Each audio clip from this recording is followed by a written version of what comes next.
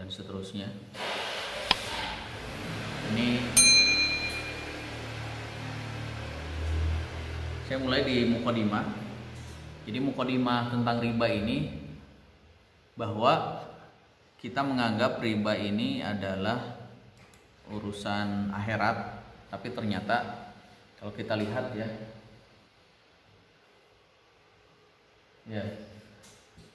kalau kita lihat, jadi riba ini bukan hanya sekedar urusan akhirat, terus bukan hanya sekedar urusan individu, tetapi riba ini urusan semuanya ya, baik individu ataupun masyarakat. Secara individu misalkan riba ini berdampak kepada seseorang, seseorang ini menjadi punya sifat yang negatif ya, seperti kikir, kemudian bersifat konsumtif dan lain sebagainya. Terus berdampak kepada masyarakat, yang diantaranya adalah dapat merusak sumber daya manusia, terus menyebabkan inflasi, menyebabkan kesenjangan ya, di masyarakat. Kemudian juga riba ini menciptakan beragam penindasan, permusuhan, dan perpecahan di masyarakat. Bahkan kita lagi lihat gara-gara riba, misalkan ada seseorang yang sampai kehilangan rumah, kehilangan kendaraan, terus rumah tangganya menjadi berantakan dan lain sebagainya. Ini semua dampak dari riba. Nah, secara definisi ini riba adalah tambahan az-ziyadah, dan para ulama sepakat bahwa riba ini hukumnya haram. Ya, ini diantaranya disebutkan dalam surat Al-Baqarah ayat 279. Nanti kaitannya urutan ayat riba akan kita jelaskan. Ya, jadi itu secara definisi. Kemudian agar kita memahami riba itu seperti apa, jadi Islam memberikan sebuah definisi bahwa yang dimaksud dengan riba secara istilah setiap kulu ziyadah ya, setiap penambahan yang diambil tanpa adanya transaksi pengganti atau yang dimaksud dengan iwan. Apa itu iwan? Ya. Iwan ini adalah transaksi real dalam sebuah bisnis. Ya, diantaranya adalah jual beli. Ya. Nah, ini lebih jelasnya iwan ini kurang lebih seperti ini. Jadi di dalam Islam kalau tidak ada kategori ini bisa dipastikan riba. Ini konsep dasarnya ya. Jadi di situ ada unsur jual beli, kemudian di situ ada bagi hasil, di situ ada unsur terkait dengan ijarah atau jasa, ya. Berarti itu bisa dipastikan ini adalah transaksi yang bisa dikatakan terbebas dari riba. Ya. Jadi kalau tidak ada ini, tiba-tiba dia mendapatkan keuntungan, maka bisa dipastikan itu adalah transaksi-transaksi yang sifatnya ribawi. Jadi ini yang menjadi konsep dasarnya. Nah, jual beli berarti kan ada barang, ada komoditas yang dijualnya atau yang dibelinya. Atau misalkan bagi hasil, berarti kalau bagi hasil ada usaha, ada proyek, sehingga ada bagi hasil antara pengelola dan misalkan yang memberikan modal atau barang-barang. Ya. Atau misalkan jasa.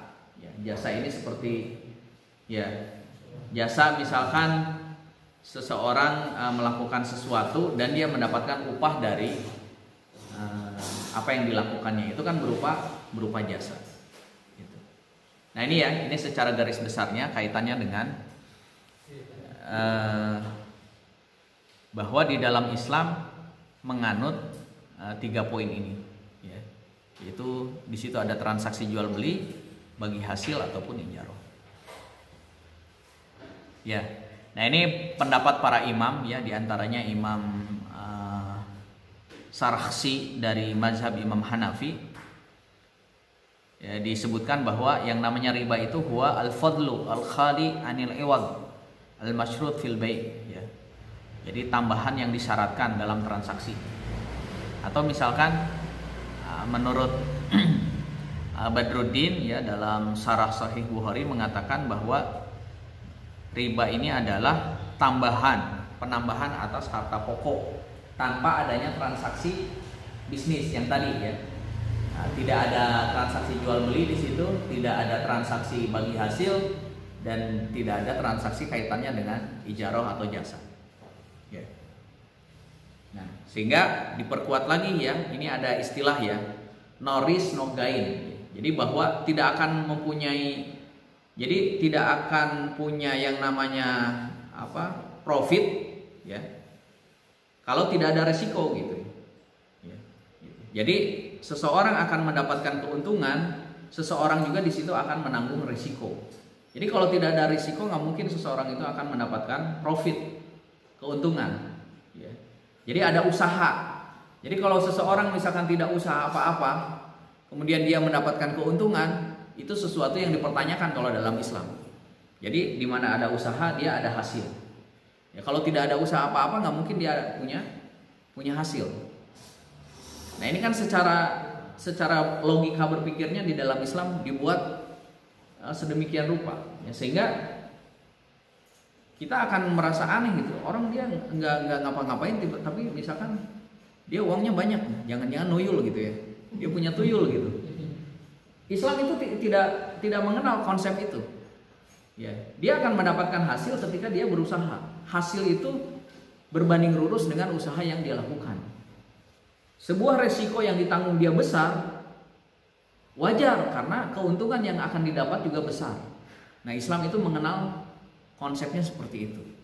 Gitu. Nah, ini secara gambarannya lebih jelasnya seperti ini. Gitu ya. Di situ ada jual beli, berarti di situ ada keuntungan. Oke. Atau misalkan dia punya proyek, sebuah proyek bareng-bareng berdua, bertiga gitu kan.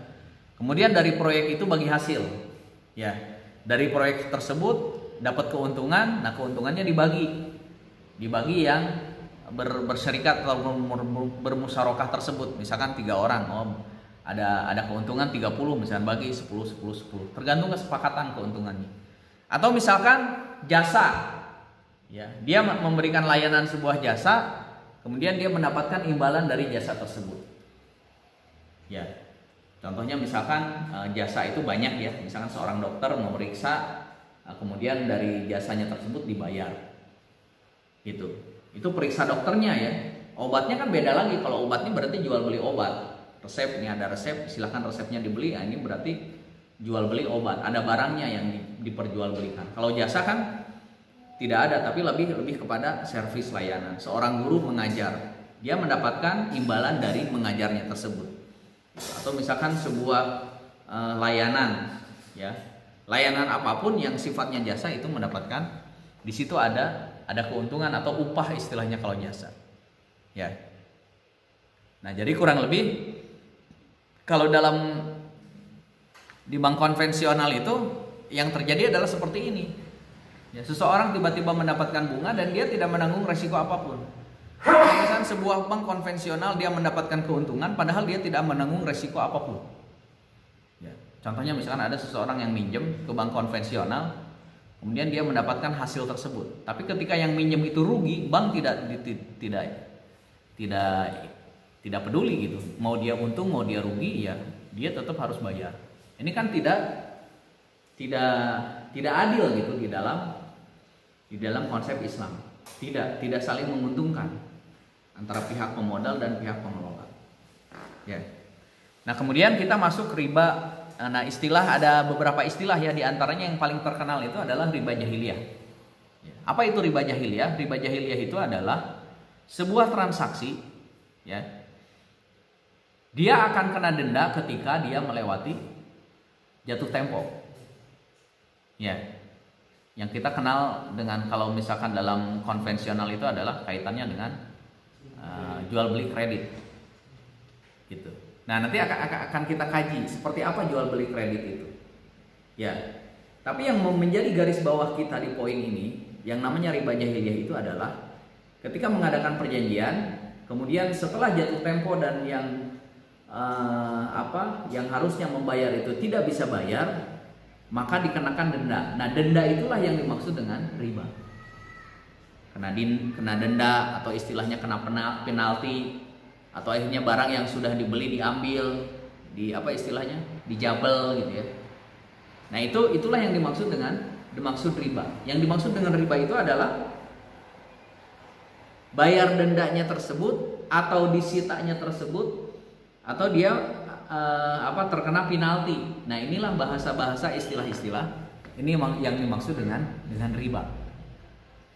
Adapun nanti kalau jual beli secara kredit yang tidak ada penalti, tidak ada denda, tidak ada sita menyita, maka itu sebenarnya aman, itu tidak ada unsur riba di situ. Nah, itu nanti yang akan membedakan. Ya. Nah ini pendapat diantaranya pendapat Imam Nawawi sudah jelas ya, bahwa salah satu bentuk riba yang dilarang Al-Quran dan As-Sunnah ini adalah ini riba jahiliyah ini, penambahan atas harta pokok karena unsur waktu. Tadi ya,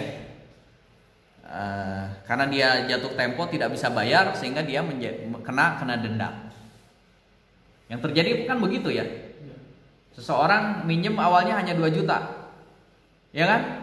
Pas jatuh tempo dia nggak bisa bayar, akhirnya bertambah hutangnya sampai akhirnya hutang dia, padahal awalnya hutangnya cuma 2 juta, hutangnya jadi 20 juta gitu. Kan nggak masuk akal di dalam Islam. Tapi itulah yang terjadi, bunga berbunga, nggak bisa bayar, jatuh tempo nggak bisa bayar, nambah. Akhirnya apa? Motornya lepas, mobilnya lepas, rumah dijual. Padahal awalnya hutangnya cuma 2 juta. Makanya itu bahayanya itu sangat luar biasa ya. Jadi bahkan praktek ribawi yang ada kita saksikan di masyarakat hari ini lebih jahiliyah daripada riba jahiliyah. Itu karena tadi kan hutang cuma 2 juta awalnya, karena tadi berbunga, denda, akhirnya hutang 2 juta jadi 20 juta. Gimana ceritanya gitu? Nah itulah yang terjadi di masyarakat. Makanya ini harus kita pahami berkaitan dengan riba. Nah, masuk kita ayat-ayat riba. Ayat riba ya, di antaranya adalah ini. Al-Baqarah 275. Al-Baqarah 275 menyebutkan yang pertama bahwa pelaku riba ini seakan-akan kehilangan akalnya seperti orang gila. Illa kama yakumul ladzi yatakhabbathu syaiton minal mas. Kemudian yang kedua, ayat ini juga menegaskan bahwa praktik riba itu berbeda dengan praktik jual beli. Jadi beda jual beli dan riba, beda. Ya, Allah menghalalkan jual beli dan Allah mengharamkan riba. Gitu. Nah, kemudian pelaku riba, ya misalkan ada seseorang dulunya itu ya mungkin karena faktor tidak tahu melakukan praktik-praktik ribawi. Nah kemudian hari ini bertobat, maka apa yang sudah dilewati masa lalu itu ketika orang tersebut tobat, maka itu adalah urusan Allah Subhanahu Wa Taala. Artinya dimaafkan. Tetapi jika kembali lagi, nah ini poin yang kelima. Jika kembali lagi, wa man ada faulaika ashabun nar hum fiha khalidun. Jadi jika kembali lagi maka sudah tidak ada ampun. Ya. Kenapa? Karena riba itu ibarat lingkaran, ya, ibarat lingkaran setan gitu ya. Kayak yang pinjam dari aplikasi ini untuk menutupi ini, pinjam dari aplikasi yang lain, terus aja muter. Karena ini udah jatuh tempo harus bayar, akhirnya dia pinjam lagi ke aplikasi yang lain, bayarlah ini. Tapi ini nanti kena jatuh tempo, minjem lagi dari sini, terus seperti itu. Dari lubang tutup lubang, akhirnya nggak habis-habis dan akhirnya tiba-tiba hutangnya yang tadinya tadi ya, hutang awalnya hanya cuma 2 juta jadi 20 juta bahkan lebih dari 20 juta. Itulah yang terjadi. Atau misalkan ini surat Al-Baqarah ayat 278 279. Ya. Jadi poin-poin dari Al-Baqarah 278 279 itu adalah yang pertama, orang yang bertakwa diperintahkan Allah untuk meninggalkan riba. Ya. Ini ya ayyuhalladzina amanu ittaqullaha wa dharu ma baqiya minar riba in kuntum mu'minin. Ini yang pertama. Yang kedua, Jadi surat riba ini atau ayat-ayat riba ini berbicara tentang ayat-ayat yang terakhir turun kepada Rasulullah. Jadi final. Jadi kurang lebih sekitar 10 hari atau 9 hari sebelum Rasulullah wafat turun surat riba ini. Jadi final. Tidak ada lagi ayat yang berbicara tentang riba setelah ayat ini. Jika umat Islam tidak berhenti dari melakukan riba, maka seakan-akan fa in lam taf'alu fa'dhanu biharbi minallah wa rasuli, seakan-akan ngajak perang kepada Allah dan Rasulnya. Ini luar biasa. Wa in tubtum falakum ru'usu amwalikum la tadlimuna wa la tudlamun. Ya.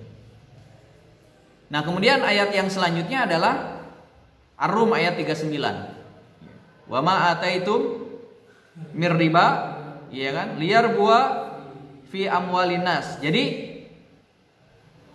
praktik riba itu seakan-akan menolong. Misalkan tadi ada orang yang kepepet, ya akhirnya ditolong dipinjami uang gitu ya. Seakan-akan menolong, tetapi sesungguhnya itu bukan menolong, justru itu memberikan petaka, gitu. Merusak ekonomi. Terus yang kedua, wama ataitum min zakatin. Ya, jadi gerakan riba ini memang harus dibarengi dengan gerakan zakat, pemberdayaan ekonomi umat melalui zakat. Gitu.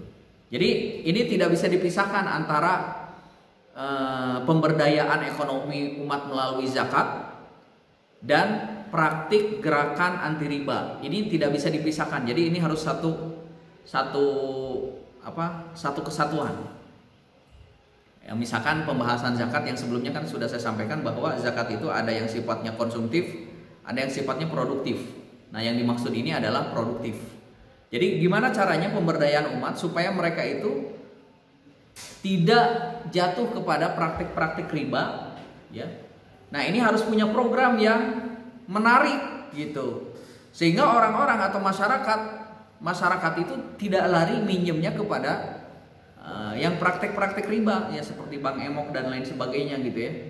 Yang memang itu persentase bunganya itu tinggi, itu 20% gitu kan.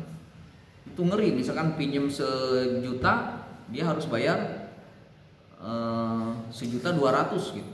Kan itu 20%. Gitu. 20%. Kalau nggak bayar denda, bunga. Ya tadi itulah yang terjadi. Nah, ini harus ada solusi. Gimana caranya supaya masyarakat tidak lari ke praktik-praktik seperti itu? Ini program-program yang digulirkan oleh lembaga-lembaga zakat ini harus menyentuh kepada masyarakat. Misalkan diberikan pinjaman lunak, diberikan program-program pemberdayaan umat dan lain sebagainya. Nah, kalau ini tidak dijalankan, ya akhirnya kan karena kepepet kan, akhirnya ya udah tahu bahwa bunganya tinggi segini, ya akhirnya karena nggak ada lagi, akhirnya secara terpaksa minjem. Kenapa? Karena tidak dibarengi dengan solusi. Memang harus beriringan ini. Ya. Ini berbicara Ar-Rum ayat 39. Ya, di dalam agama Yahudi juga sama ya, intinya dalam agama Yahudi, agama Kristen juga sama, mengecam tentang praktik bunga. Ya. Nah, ini saya lewat-lewat aja, skip ya. Nah, kemudian yang selanjutnya terkait supaya kita paham ya tahapan ayat-ayat riba itu seperti apa. Jadi riba itu Allah menurunkan ayat-ayat riba itu tidak sekaligus, sebagaimana khomer. Ya kan tahap pengharaman khomer itu bertahap. Kenapa? Karena khomer itu menjadi kebiasaan orang Arab saat itu. Begitupun riba. Jadi transaksi riba itu udah sesuatu yang terbiasa di zaman jahiliyah dulu. Maka pelarangan riba tersebut secara bertahap. Ya. Yang pertama itu adalah menolak anggapan bahwa pinjaman riba pada zahirnya seolah-olah menolong, padahal tidak. Ya, ini ayat riba yang pertama. Ayat riba yang kedua berbicara bahwa riba digambarkan sebagai sesuatu yang buruk. Allah mengecam dengan balasan yang keras kepada orang Yahudi yang memakan riba. Ini tahapan pelarangan riba yang kedua, yaitu surat An-Nisa ayat 160 sampai 161. Nah, tahapan yang ketiga, nah ini baru berbicara yang tadi saya sebutkan ya, ya ayyuhalladzina amanu la taqulu riba ad'afam mudha'afa. Ya. Jadi Allah mengharamkan riba yang berlipat ganda, sedangkan riba yang tidak berlipat ganda belum diharamkan pada posisi tahapan yang ketiga ini. Ya, karena ayat ini turun di tahun ketiga Hijrah. Ya. Nah, baru tahapan yang keempat, ya ini kan tahun ke-9 ya, atau tahun ke-10 Hijrah. Jadi 9 hari sebelum Rasulullah wafat, barulah turun ayat yang secara tegas melarang atau mengharamkan riba baik sedikit ataupun banyak.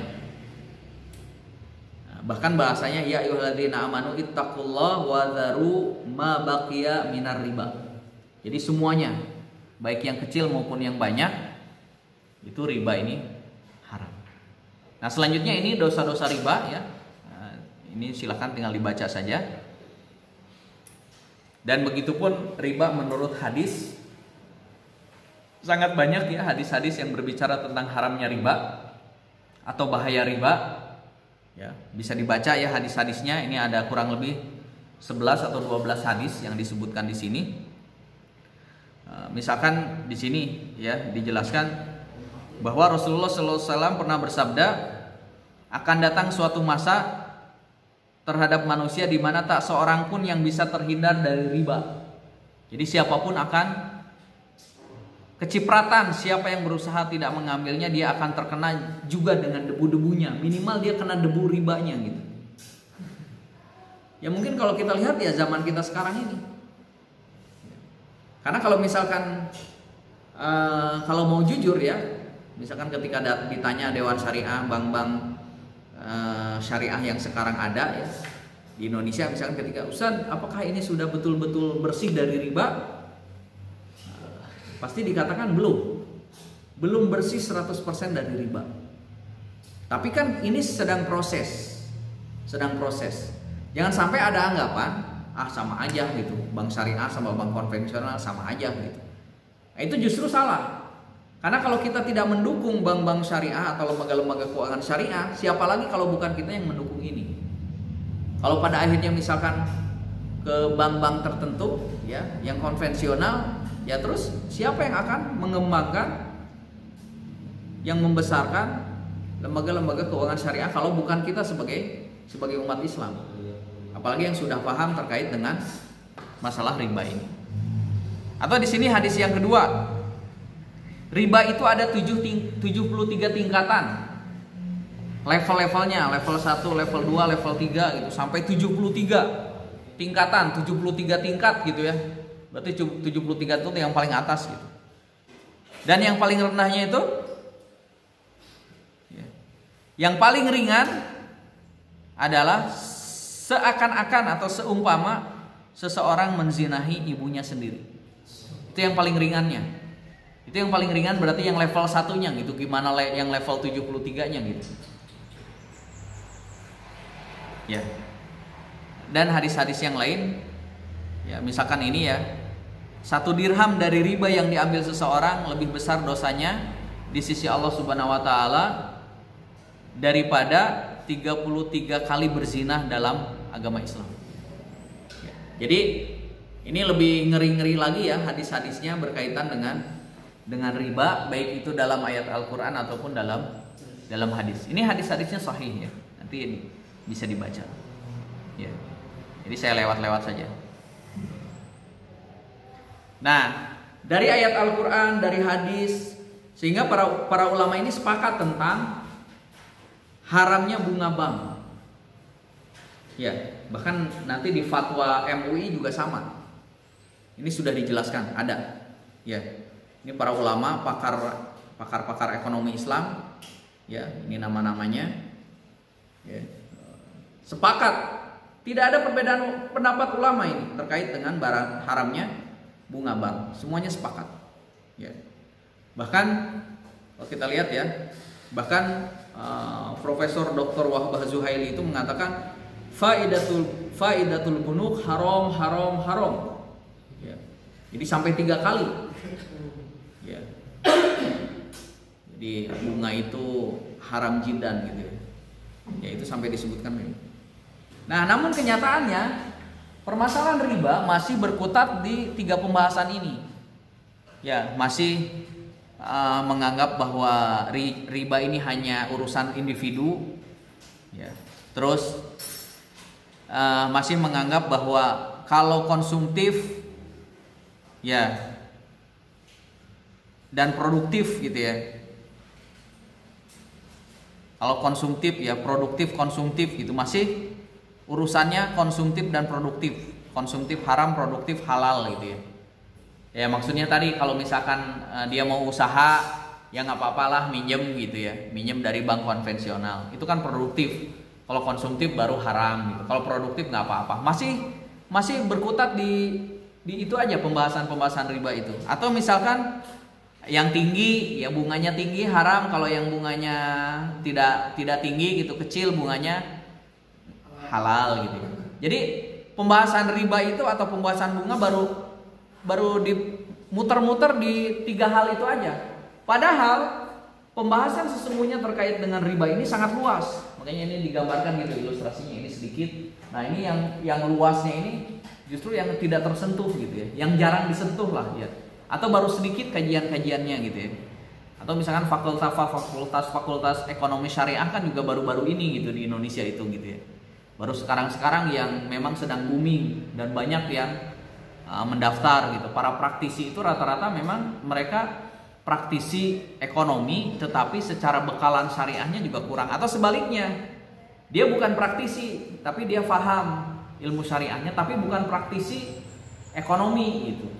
Karena kan berbeda. Makanya kalau dalam fikih muamalah banyak mengambil pendapat mazhabnya Imam Abu Hanifah. Kenapa? Karena Imam Abu Hanifah ini selain juga beliau itu pakar fikih, dan beliau juga sebagai praktisi ekonomi, karena beliau seorang pedagang, orang kaya, seorang pedagang. Ya, misalkan ini yang masih jarang, bahwa bunga dianggap berbeda dengan riba pada masa jahiliyah. Ya, bunga dianggap membantu pengusaha. Nah, ini ya, ini kajian-kajian yang memang harusnya lebih dalam lagi dikaji, atau bunga dikaji dari sisi fikih parsial, tidak berdasarkan perspektif ekonomi secara komprehensif. Atau misalkan tadi ya ini nomor 7 ya, para pengkaji bunga bukan intelektual atau yang ekonom. Ya, ini memang permasalahannya. Tapi sekarang sudah mulai dengan adanya fakultas ekonomi syariah, dengan adanya lulusan ekonomi syariah, ya, kemudian sudah mulai melek terkait dengan bahaya riba.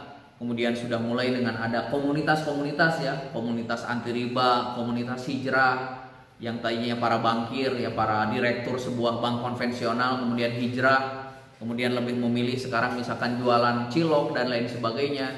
Ini testimoni dari mereka sekarang sudah lumayan masif. Ya, termasuk almarhum siapa yang orang Cina tuh? Stephen apa? Koh Stephen. Nah beliau kan seorang praktisi ya, kemudian mu'alaf, kemudian masuk Islam, dan konsep-konsep usaha beliau itu adalah konsep-konsep bagaimana mengajak supaya kita terhindar dari praktik-praktik ribawi. Nah itu komunitas-komunitas itu sekarang sudah mulai banyak.